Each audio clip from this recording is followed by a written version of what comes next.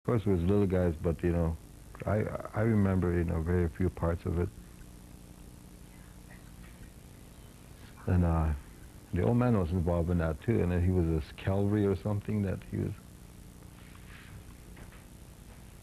But I can't remember too many parts. The only part that I remember was when they loaded them in a wagon, they were hauling them away. That's the part that I. But it's been years since I've thought about it. But they used to have that pageant there. It was something to do for the community. But that was really, I never knew, I never really thought about it, how, and I can't remember too many parts of it.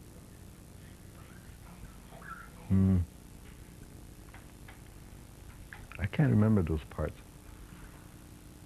But that was our excitement back in those days. You had to have something to do. And my Indian name came from,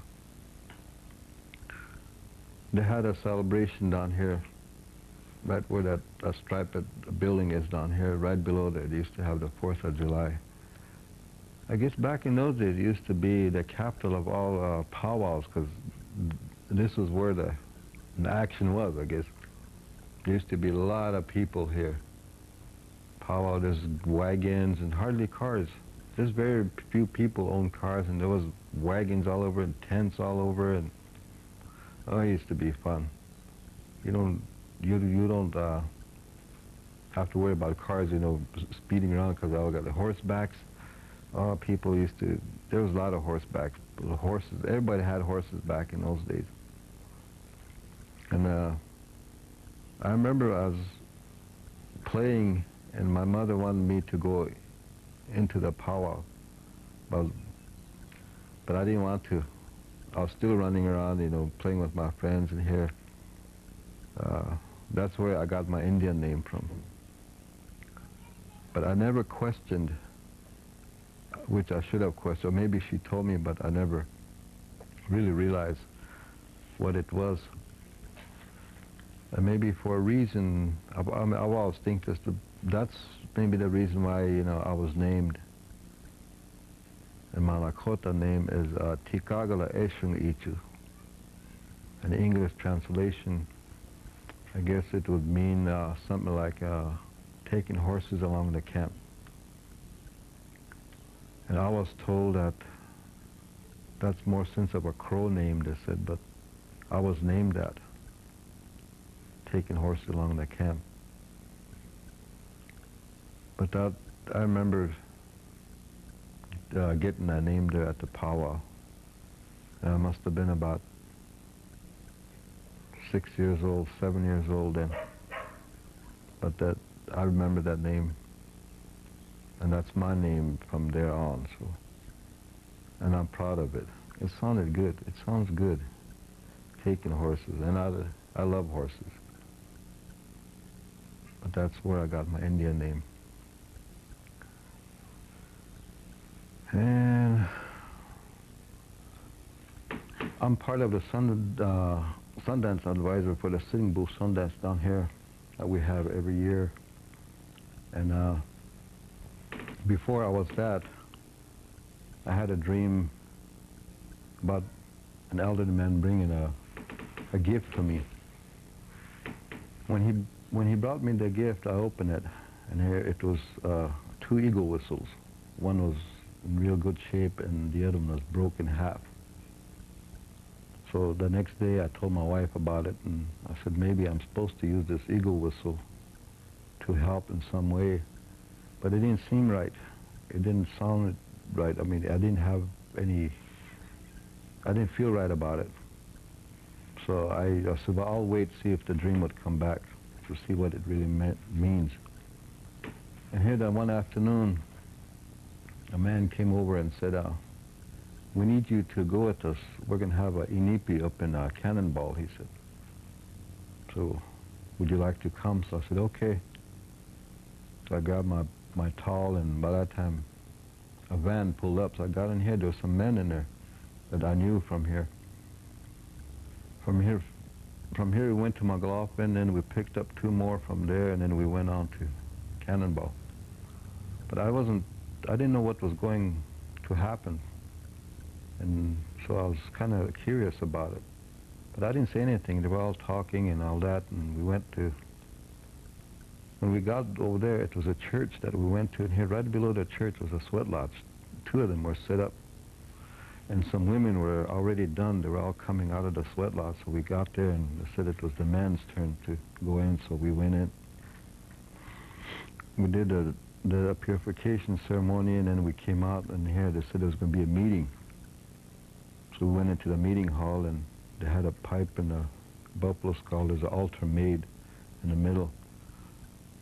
So they went and they had a ceremony for filling the pipe.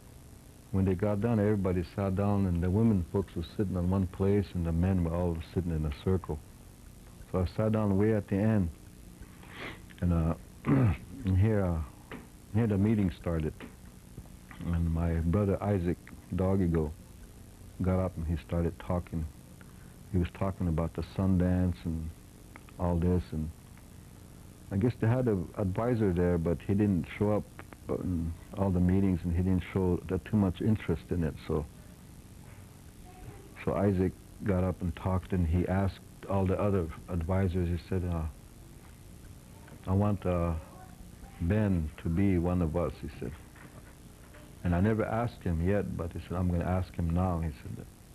And he asked me, he said, do you want to be a part of the advisors? He said, what we're doing is we're protecting the rights, he said, of the Sundance. He said the 7 rights that they gave us is what we are going to protect, he said, so it don't get abused in any way, he said. And that's our job, he said. So I said, yeah. So I thought about it for a while, and I said, okay. I said, I'll be honored to be one of you guys, I said, to help you any way I can. I said, little I know, I said, I'll try to help you guys. And here, that was the dream that I had. I realized later on that eagle whistle was the one, and the broken one was yet to come, see what it meant. So they all started talking about the Sundance, what they're going to do this year and that year, and here they came to the part where they were going to use those rubber gloves and alcohol pads and all that. So I thought about it. Everybody, they each get a turn to talk, the advisors. They all get to say, give the opinions or bring up whatever. So I sat, and I was the last one, and these 2 guys that handled the piercing, when they got to them, they agreed to use the rubber gloves and the alcohol pads, but I didn't feel right about it. So they all talked, and then it came to me. They asked me how I felt that, so I said, I don't think that is right, I said. We believe that our pipe is sacred, and through that pipe comes all the healing. And that's the way we should believe in our pipe, I said. If we are going to use the rubber gloves and the alcohol pad, I said, we shouldn't even have no piercing at all. We'll just dance and pray, I said. So they went, and they made another round again. They each gave their opinions again. The second time came around here, those 2 guys that handled the flesh for the piercing, they went and changed their mind. Okay, we're not going to use no gloves, because we believe that the pipe is sacred and powerful. That I think it was the fear of AIDS back then that, they didn't want to touch the blood and all that. And then I brought up the issue that I said, here we are talking about the Sundance and what we're going to do. I said, did you ever really think about visiting the pipe in Greengrass? I said, did any of you ever go over there and go inside? I said, and they said, no, we never did go over there. So I said, well, we should go over there. So we made plans that year, and before the Sundance, we took our pipes that we have and went over there, and we asked Orville if we could go in and pray. He said, okay. So it's all set up, so we went over there, and we went, and we had a inipi out there, and then after we got done, we all went in. I think there was a bunch of us that went from here. That was the first time ever to go over to Greengrass and to pray with a pipe, the original pipe. It wasn't open or anything, but we went and we touched the bundle, and then we prayed with our pipes to have it blessed. But that's what that dream meant, the dream that I had, that old man bringing, the eagle whistle and the broken one. The broken one was what was happening within the advisors, that, you know, the belief wasn't all there. It was only a, you know, a part way. So I guess I helped in that way to take him up to Greengrass. And from there on, everything was really good. Things were happening good, and so I had a little bit of chance to do something for them there. So I'm one of the advisors. And we have that Sundance down here at Sitting Bull Camp. And it's really nice to be down there. We go down there and we camp down there the day, you know, 2 days ahead of time, and we spend another day or two after the Sundance. A lot of good things came out of there. And it's really, I enjoy living the traditional way.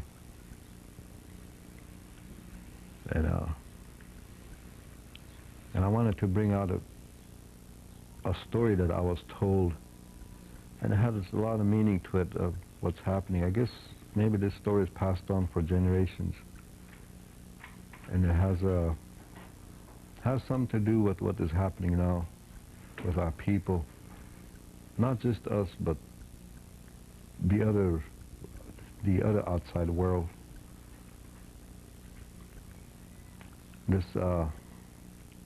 This man and woman had a son, and they were up to the age where I guess they were elderly.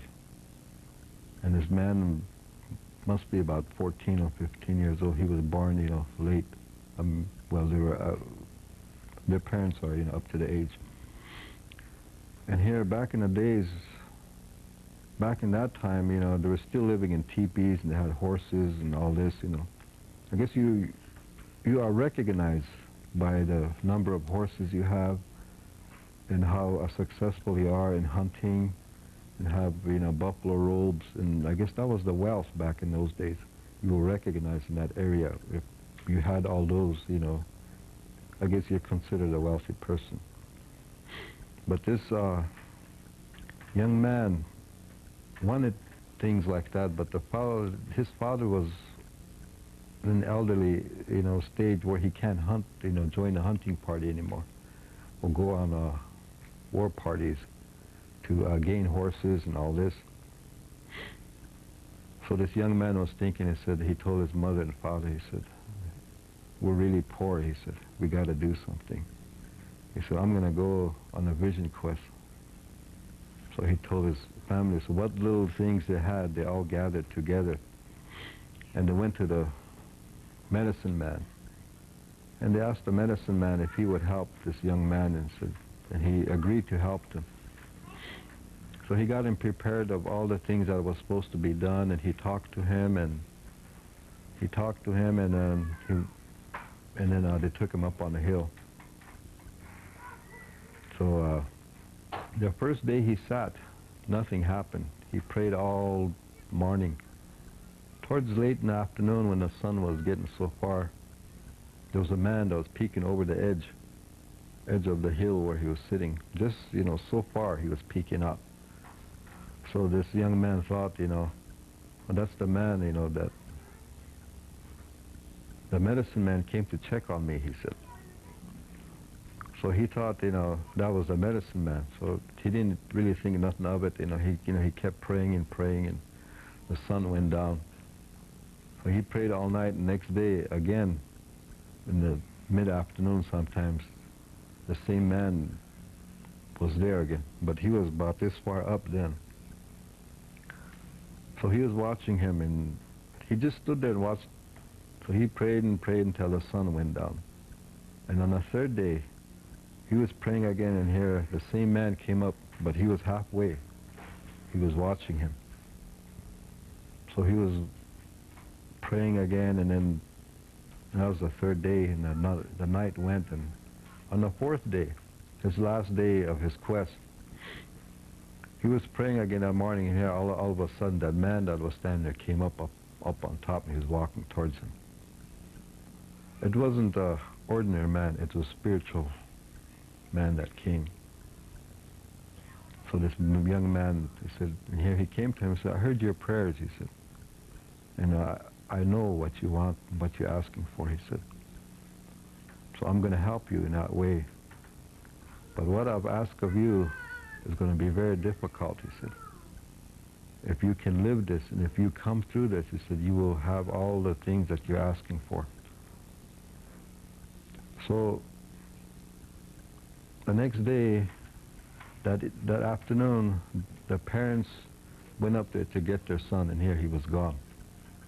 There's nobody in the altar. So they were worried. They went back down to the camp, and they told everybody, our son is gone. But way back in those days, it was very dangerous to Hambalecha, of the enemies that, the crows and, whatnot come and they killed a man that's Hambalechaing, or, either had to steal him, or, some, things like that happened. So they were really worried about their son. He was gone. So they went and told the camp, so the whole camp got together, and they started searching the hills. They went down to the river bottom, and they searched and searched, but they couldn't find him any place. He was completely gone. So the parents went back to the medicine man and told him, he said, our son is not there. And so this medicine man said, okay, well, we'll go see. So they all went back up to the hill, and he started looking around, and then he started to follow down. And here they got down to the bottom of the river, and there was some tracks going. So they followed the tracks. And there was two sets of tracks going. And it must have, I don't know how far it was, but they were going here. They came into a log house along the river. And here the medicine man went and told the parents of this boy. He said, go in there. That's where your son is at. So they went in, and here this young man was sitting on a bed, dressed in women's clothes. And he was a woman. He talked like a woman and had all the acts, features, So they went over there, and they talked to their son, and here he told them, this is what I'm supposed to be, and this is what I have to be, until how far the Creator gave him that from that point. But what this means is they gave him a trial to live, to be the opposite sex. And the lesson from this is that he has to do what the Creator told him to do. He gave him knowledge, and he gave him a gift to heal people. But the other part is that there's no sexual activity. He cannot use lust or whatever, what he was supposed to do. He cannot have no sexual contact of what he was meant to be. But he did what he was told, and he helped to heal a lot of people that were in need of, for his, from sickness and stuff that he had to help.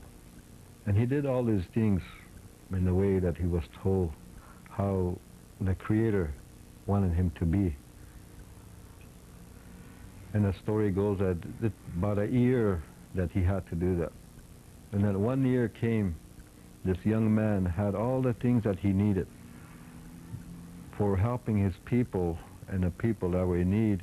They brought him gifts of horses and buffalo robes and wagons and teepee, whatever that he needed. So he succeeded in what he wanted, but he had to go through that test of being, back in those days they call him winkte. But he did what he was told, and he did it, and when that time came, again, he went back up on the hill, and he changed back into a man. But the moral of this story is, now that things are happening within our communities, in the cities, of the gay activity, I guess you can, I look at it as like an antichrist, that they want to end the generation. They want to cease the growth of life. And that's the message that I want to bring to the people that, or the young people that are involved in this way, that this is not meant to be. This is wrong. And I know there's a lot of people that express it here and there, and the Christianity even brought it out to them, messages to them that this is wrong, but it's still happening. And it's even in our community that's happening, and it's very sad to see. And I'm very concerned about that part. And it shouldn't have to be, we shouldn't have to live like this.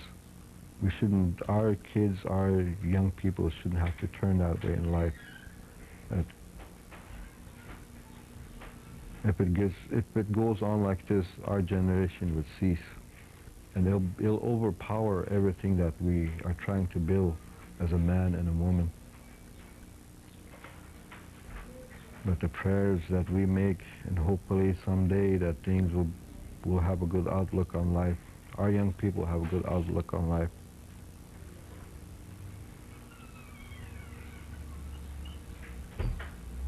I wanted to share that.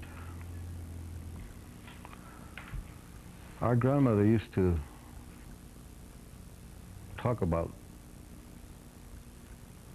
things that would benefit us in the future.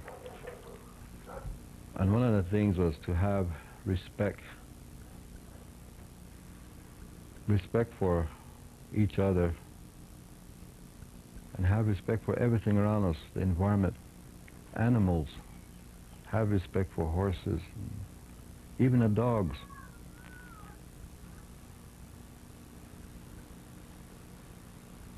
And she would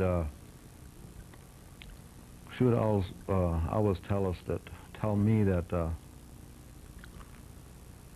get along in this world, you have to show respect.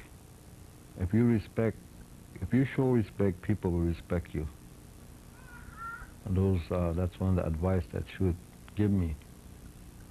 And our mother used to say that, be proud of who you are, be proud of where you come from. And these things that we live by, we have to live by these things to be a happy person. And she would always, advise us of things to share. Anything you have, even if it's a little thing. If somebody comes to your house, she says, even though if you have a piece of bread and a glass of water, share that. That's how us Lakotas live, she said. And if we keep this up, we will always be happy, caring for one another, sharing what little we have, even advice. I was thinking back